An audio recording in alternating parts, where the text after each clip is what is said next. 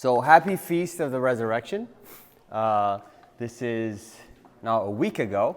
This is traditionally Thomas Sunday, where the Lord Christ reveals himself to the disciples and Thomas, who is, unsure and didn't know if Christ has risen. And I want to talk about the title of this talk today. It was mentioned during Holy Week. One of the talks during Holy Week mentioned that a lot of times we're in a seesaw with God. And who knows what a seesaw is, or who's played on a seesaw? Everyone did. You didn't? You did. We all did when we were kids, right? On a playground where you come down and come up, and the best part of the seesaw is, if you remember, coming up. And if you're too scared, it's coming down. But for the most part, the most free you feel is when that weight is lifted. And the idea here is that when we leave the weight that we have in us to God, we're sort of soaring in the skies, and we're free, and it feels light. And in the verse here, "Come to me, all of you who are weary and burdened, and I will give you rest," from Matthew, where Christ talks about that, where if you're weary and burdened, just give me the weight that you have, and I will give you rest. And I think this is the perfect time to talk about this after Holy Week, after Lent, because a lot of times Lent gives us the structure to succeed. It gives us this opportunity where some of us, the church services are there, and if we're in our house or in family members might be fasting, or we might be fasting, we just have a good condition and surrounding that helps with success or growth in our spiritual lives. But right after, when Lent is done, Holy Week is done, and the resurrection, the Feast of the Resurrection occurs, then there's a lot of letting loose, right? It starts from the eating part. Right? We eat, we feast, we're merry, and we come back to the world. We come out of that cocoon that we might have been in, to a certain degree, and now the influence of the world is back on. And then sometimes this becomes a cycle where we come back, our spiritual life is stagnant, and then maybe another Lent next year picks it up and then comes back and down. And this idea, the seesaw with God, and I'll talk about what it means even further, is where we can solidify what we have taken during Lent, during the Holy Week, and transform it and continue to transform our lives in these holy 50 days and further. All right, so I want to start off with a story. It's found in Exodus 17, and it's about Moses and the rest of the Israelites. And I want to come back to this image, but this is the image I want you to take today. And we're going to focus on this image, on the lessons that we're going to learn today. So if I can have a volunteer to read Exodus 17 for me before I start picking people. There you go. Brave soul over there. Okay, Exodus 17. Hopefully you can read that. If not, you can look... You can look into, if you have your phone on, or if you have a Bible app. If you don't, I just called you out. But Exodus 17. So I want you to start off from verse 8. Until then, I'll read the top verses. That's sort of not the story, but I want to give context a little bit. So while you're preparing to get ready, I'll read the top verse. The whole Israelite community set out from the desert of Sin, traveling from place to place as the Lord commanded. They camped at Rephidim, but there was no water for the people to drink. So they quarreled with Moses and said, "Give us water to drink." Moses replied, "Why do you quarrel with me? Why do you put the Lord to the test?" But the people were thirsty for water there.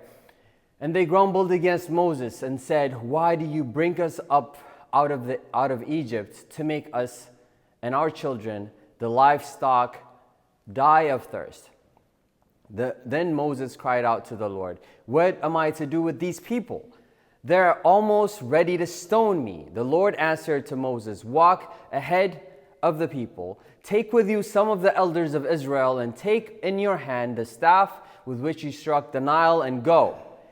I will stand there before you by the rock at Horeb. Strike the rock, and water will come out of it for the people to drink." So Moses did this in the sight of the elders of Israel, and called the place Massah and Meribah, because the Israelites quarreled and because they tested the Lord, saying, "Is the Lord among us or not?"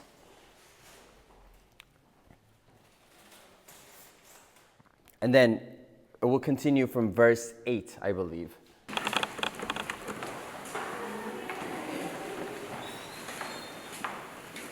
Now Amalek came and fought with Israel in Rephidim. So Moses said to Joshua, "Choose for yourselves some mighty men and go out, and set the army in array against Amalek. Tomorrow I will stand on the top of the hill with the rod of God in my hand." So Joshua did as Moses said to him, and set the army in array against Amalek. Then Moses, Aaron, and Hur went up to the top of the hill. And so it was, when Moses held up his hands, the Israel prevailed, but when he let down his hands, Amalek prevailed. Now Moses' hands became heavy, so they took a stone and put it under him, and he sat on it. Then Aaron and Hur supported his hands, one on one side and one on the other, and his hands were steady until the going down of the sun. So Joshua defeated Amalek and his people with the edge of the sword. Then the Lord said to Moses, Write this for a memorial in a book, and count it in the hearing of Joshua, that I will utterly blot out the remembrance of Amalek from my time. Perfect. All right. So I know that when we read, we doze off. If it's not you, I do that all the time. So I'm going to recount the story, right? So the top part just gives a little bit of a context. The Israelites got out of Egypt. They were very happy. They had like a cloud, a tornado of cloud in the daytime and fire at night to guide them to where to go. But they always quarreled with God. There's this lack of faith even in that setting. You can imagine, you have seen 10 plagues, you've seen the parting of the Red Sea. Still, there is a concern and there is a lack of faith. And don't look at the Israelites and say, "Wow, what type of people are these?" Because this is not history that we're reading. The Bible is not a history book. The Bible is our story. We're reading it for us. So when we see it, we have to take that and say and put ourselves in that place. Now, the top part, they're very, still not believing, not quarreling. They're thirsty. The moment they get thirsty, and you can think of it as like, well, if they're thirsty and there's no water, what's the problem? The thing is, the moment they get thirsty, the thought of thirst comes. They say, "Hey, where's the water? You brought us out of the land of Egypt so that we could die from thirst." So it goes from 0 to 100 just like that. And then God comes and says, "Okay, Moses, take your staff and hit the rock with it, and water will come out." And then after that, the Amalekites are like a neighboring tribe. Like, at that time, every tribe for itself. So there's no. This predates diplomacy. You don't communicate with words. You communicate with swords and violence at that time. So they came and tried to end the Israelites, and then God was with the Israelites, and this image, again, the Israelites were fighting. That's important. They were down there with their swords fighting. And then Moses was up on a hill and he had his hands up with the staff. And this went on throughout the day, throughout the battle. He had his hands up throughout the battle to the point where he was so tired that he required additional people to hold his hands up and then a rock from his back so he doesn't fall down. So you can imagine how much effort that requires. But what's very interesting and telling is that the moment his hands would go down, the opposition would win. They would be winning. And then they would put his hands up and they would be pushed back. This is I like this because we're very, we respond to immediate results.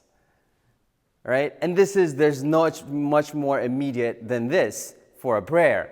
Like you're actually seeing the action going on right in front of you. Hands up, hands down, hands up, hands down. I don't know if he tried to test the waters first.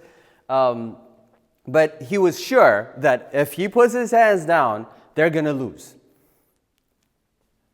And three things I want to take from this is hands up equals victory.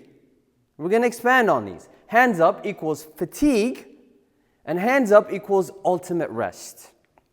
All right, so hands up equals victory. When we say hands up, we're not saying you're raising the flag and you're saying I'm done. Because hands up sometimes means I give up. But on the actual hands up part, you actually have to do work, right? Actually, it's hands down that means you give up. Your hands are down, you're not doing anything and you're not exerting any force. Hands up, you have to exert force. Well, for Moses, to the point where he can't even keep his hands up, he required other people to help him. The other thing is, and you can see that at the top of the hill, Moses is holding his hands up. Looks like a statue over there, though. But then you can see the people fighting. There is an actual effort here. And that's one important thing that I want us to take from here. There is effort, and the hands up is not void of effort. I think there's a debate or a discussion that one time I was hearing, then this guy said, I hate when people say, I'll pray for you.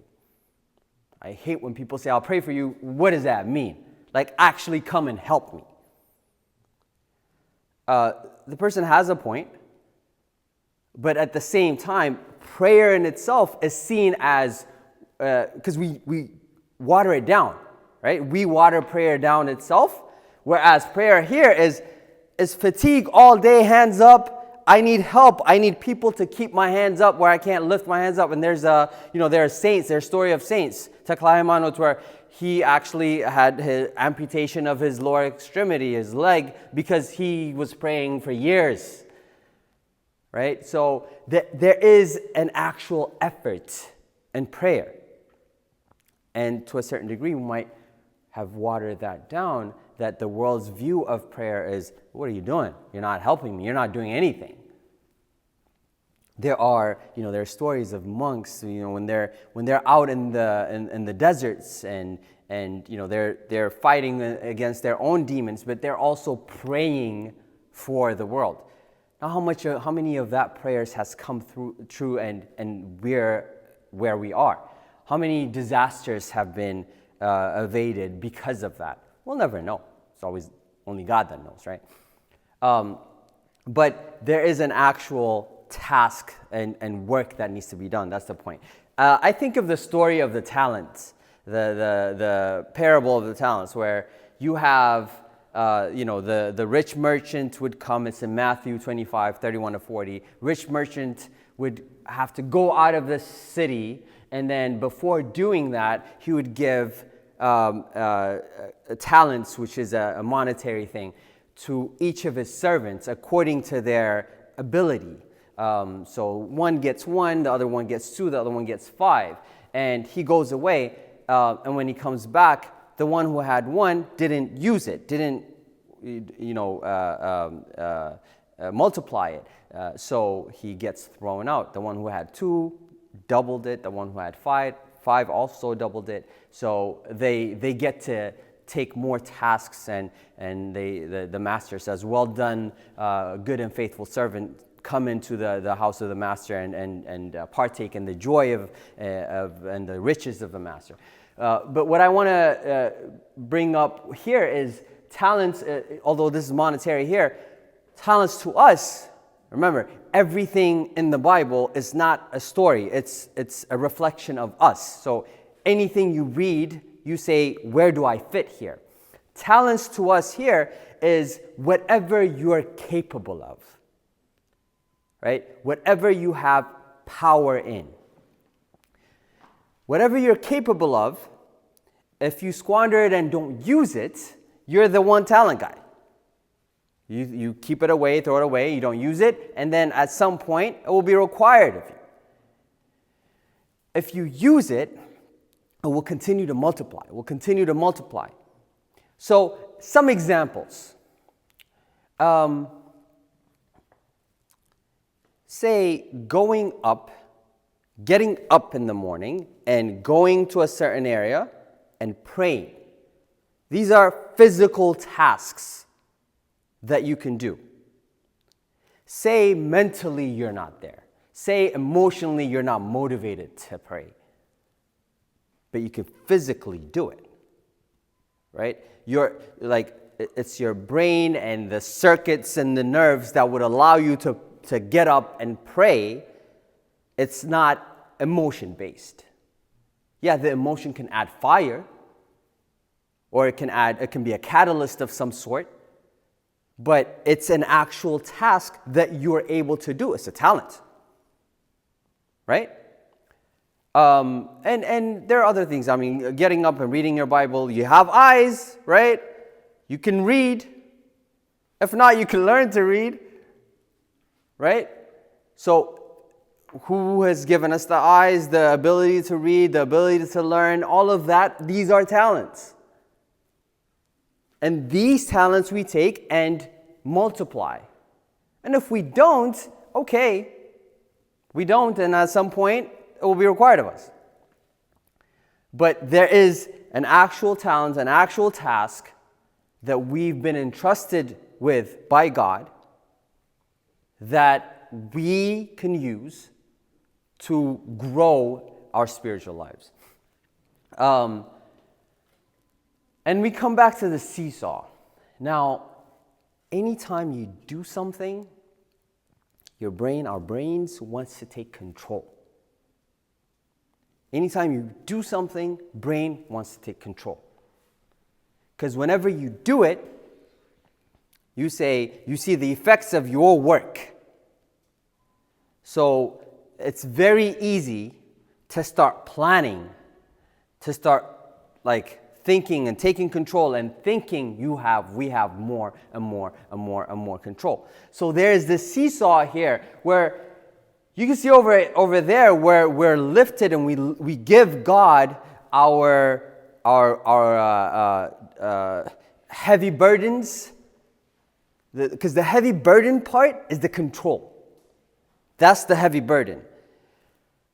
What we're able to do, the praying, the hands up, and then the tasks that we're given, that God has given us the ability to do, those things we'll do, and then the rest, the control part, is what elevates us, where you leave the control part out. And it's very difficult to do that. It's very difficult to leave control out, because we're sometimes extreme. We go in extremes. If we leave control out, we also will not do anything. It's also not right to say, hands up to God. I'll sit in my room and see what He does. That's not a use of our talents. He's given us energy. He's given us ability to do things, to transform, also to build His kingdom. Right? But say, while building His kingdom, we can come to the point, to the other extreme, where we think we know what's best, that becomes a problem. So this is a seesaw here of control versus give all control to God, but also in that setting, being faithful in the things that we're given to do them. The problem with control is this illusion of tomorrow, illusion of what's next. There's no such thing as tomorrow. There's no such thing as future. It's only now. Right? Think about that. It's only now.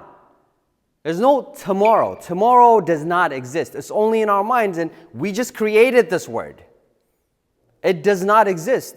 God isn't in it. Because the tomorrow we think of is the tomorrow we think of. It's our vision of tomorrow. It's not God's. It can align with God, but as long as it has not happened, it doesn't exist. Because with this, we end up having expectations. Expectations lead to doubts and letdowns, and then, oh, God doesn't care about me. Where in all honesty, God was like, this is not the future. You thought of this. Right? And then we feel like we know what's right. We feel like we know what the future is, whereas future is just a term that can't be quantified. And the problem is we dedicate a lot of energy in creating this future.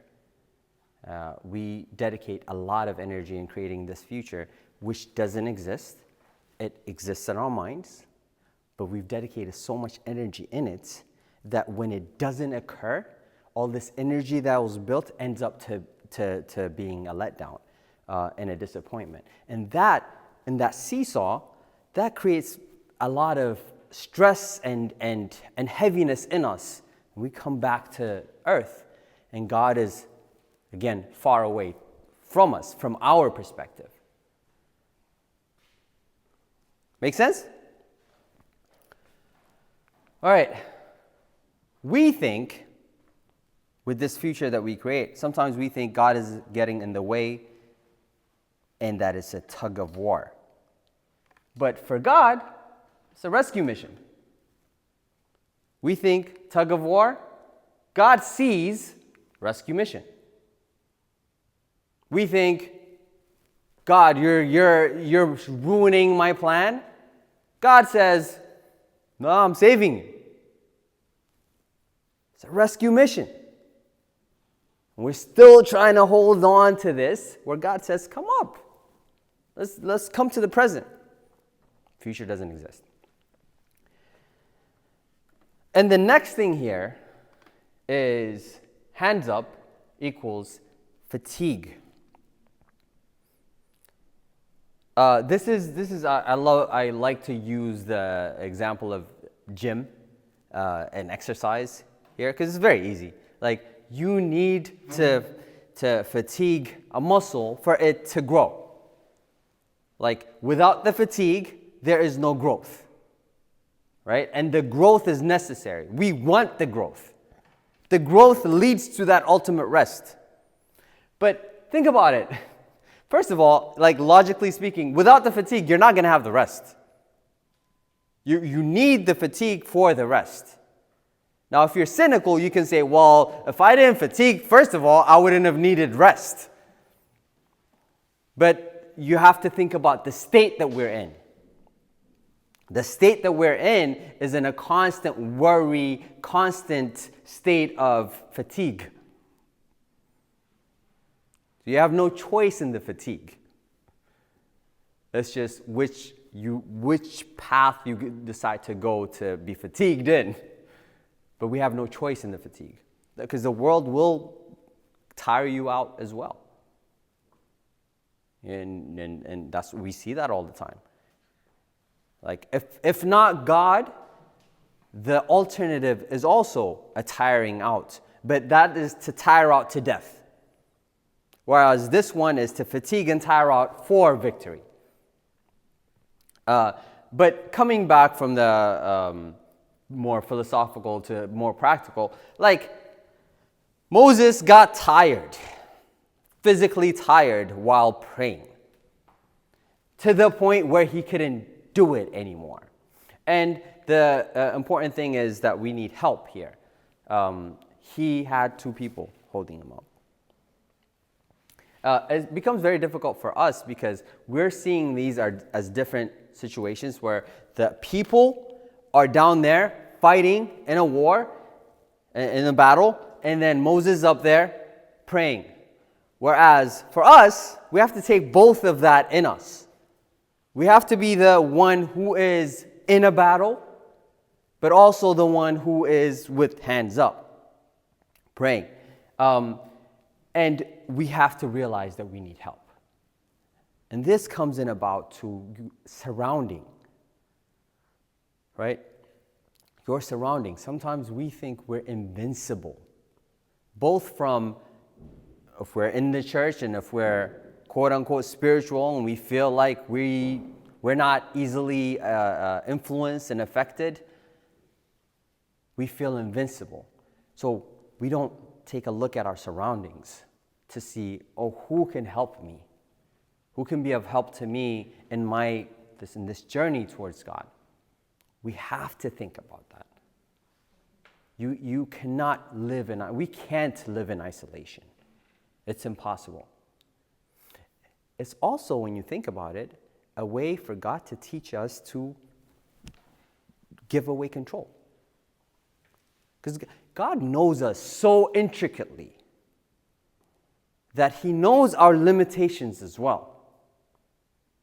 Of course, there are people that are called for, being a hermit, going in and living as a monk and all of that. But those are special occasions. They're exceptions to the rule. The rule says we need companionship and we need groups and we need to surround ourselves with people that have this similar mindset who would be there for us. We cannot live in isolation. We can't be spiritual, come to church towards God, and then be somewhere else. And we have to know our limitations. Sometimes the devil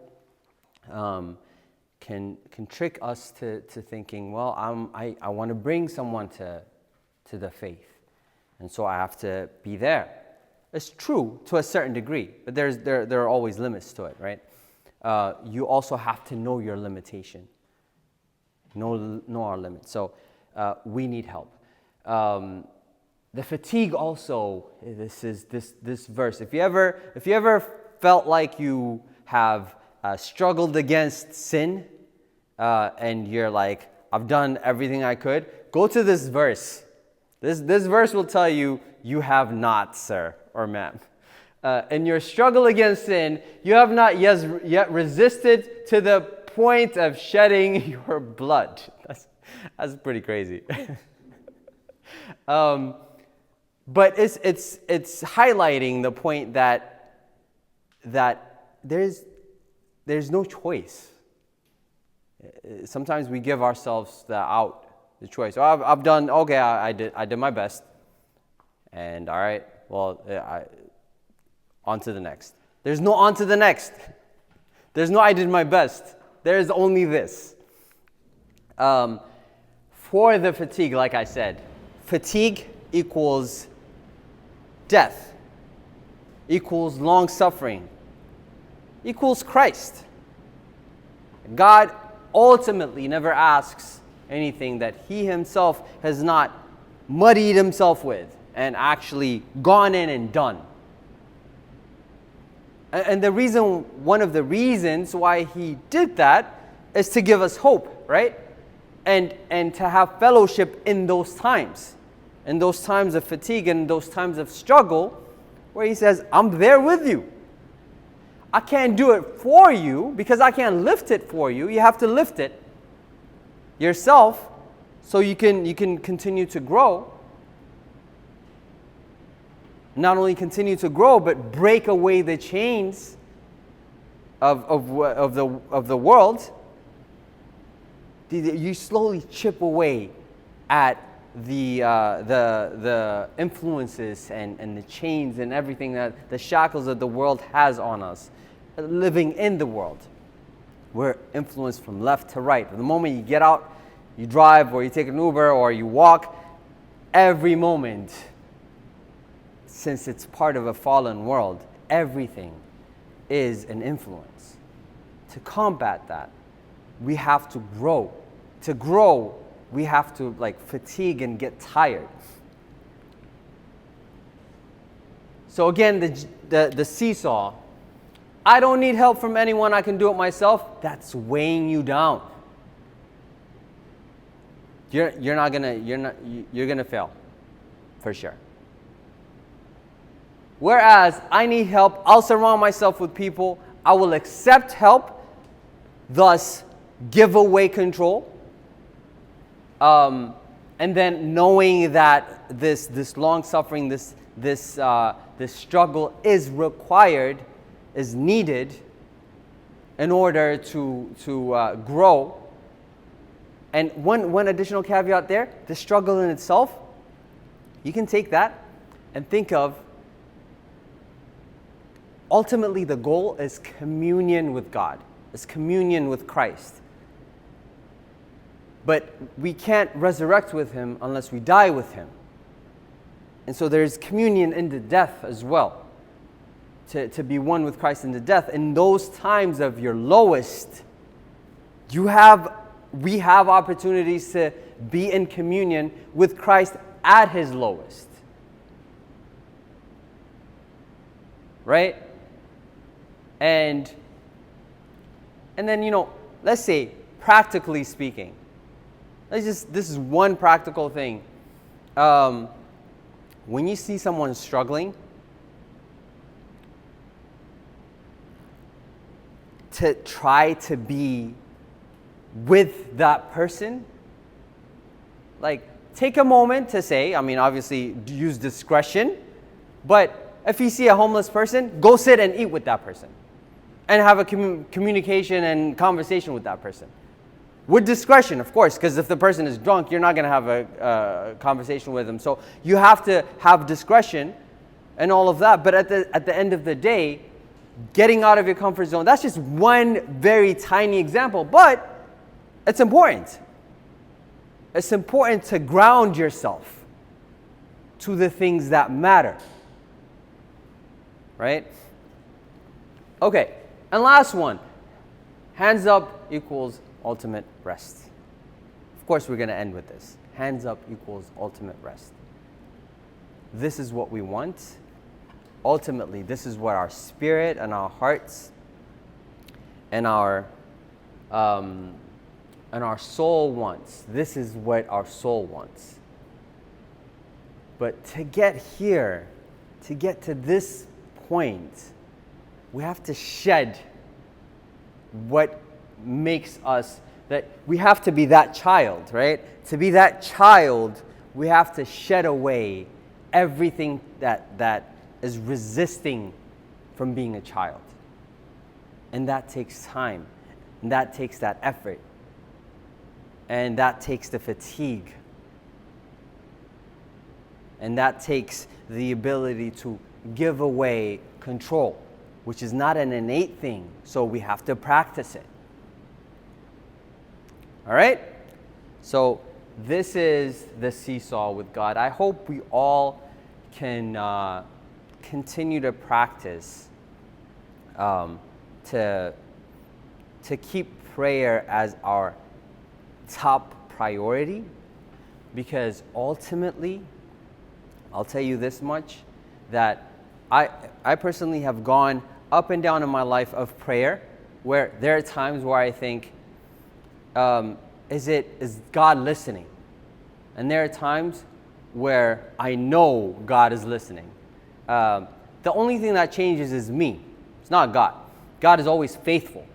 God always listens. If He if he didn't respond to the way I wanted him, that's when I was in a tug of war situation.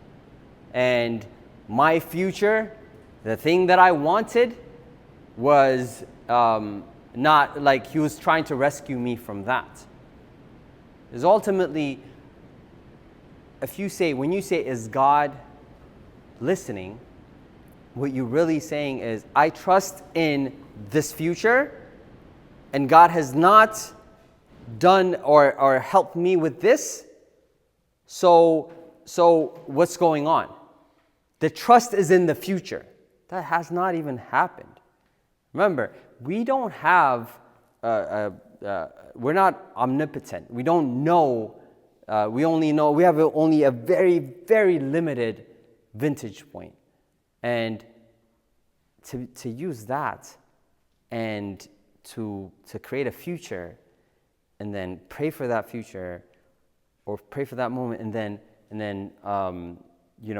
be angry with God for not providing that's just not smart. And God also has given us the ability to understand that concept, even though we don't see it.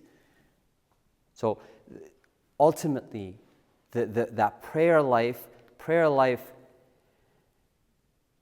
becomes so much more fruitful when we truly put God as the true omnipotent one, the one who knows, and not only knows, but is up for my best interest. And that his ultimate goal is for me to be in communion with him. So, yeah, you can pray for certain things, but then whatever God, and to learn to be content with that takes time, and that takes practice. But that's what the seesaw is, when we are able to let go. Like I said, this is a process. It's in fact like, you can think of the seesaw, and you can think of it as we're sliding away weights to God. And sometimes we ask for it back. It's like we slide away and it's like uncomfortable. Oh, I need that back. But when we're able and throughout our lives, throughout our spiritual journey, we continue to give God the weight that we hold to him, and to him it's nothing.